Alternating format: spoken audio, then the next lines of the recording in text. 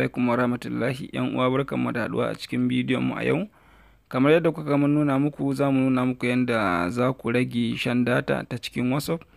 Wannan hanya za ta taimaka maka sosai wajen yadda za ka rage shan data a cikin WhatsApp. Da yawa akwai waɗanda da sun buɗe WhatsApp ɗinsu za su ga datan su tana tafiya da wuri. Amma kafin mu nuna muku wannan sirrin, muna roƙon ku duk wanda bai danna mana subscribe ba, daga zarar ya zo inda yake kallon bidiyon za ku ga an rubuta subscribe, sai ka danna subscribe, sai ka danna ƙararrawar sanarwa, sai ka danna all. To daga zarar mun sa bidiyo za ka samu bidiyon kai tsaye. Sannan muna roƙon ku danna mana like domin ƙara mana ƙarfin gwiwa. Mun gode. Daga zarar ka zo ka shiga cikin WhatsApp ɗinka kamar haka, ka zo ka nemi application ɗinka na WhatsApp ka shiga.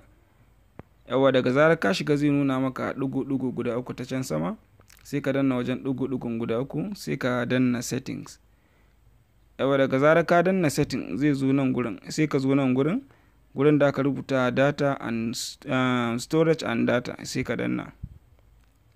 Yawa kamar yadda kuke gani, abu na farko when using mobile data, yayin da kake amfani da data.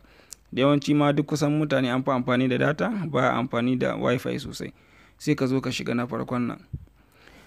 To kamar yadda kuke gani gashi nan yanzu wannan an yi selecting na hotuna kenan. To duk wanda ya tura mun ya tura hotuna kai tsaye za su yi download a cikin, zan gansu a cikin photos dina na gallery.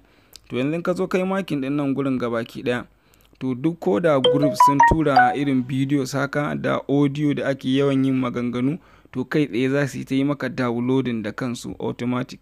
To amma daga zarar ka zo musamman ko zaɓi na ɗaya na videos ɗin nan ka kashe, to bidiyoyi da ake yawan tutturawa ba za su yi downloading ba, sai dai in kai ne ka shiga da kanka kai downloading. Haka gurin audio ɗin nan daga zarar ka kashe su, to ba abin da zai downloading sai ka yarda ka je da kanka ka danna gurin downloading, sannan shine zai yi downloading da kanshi.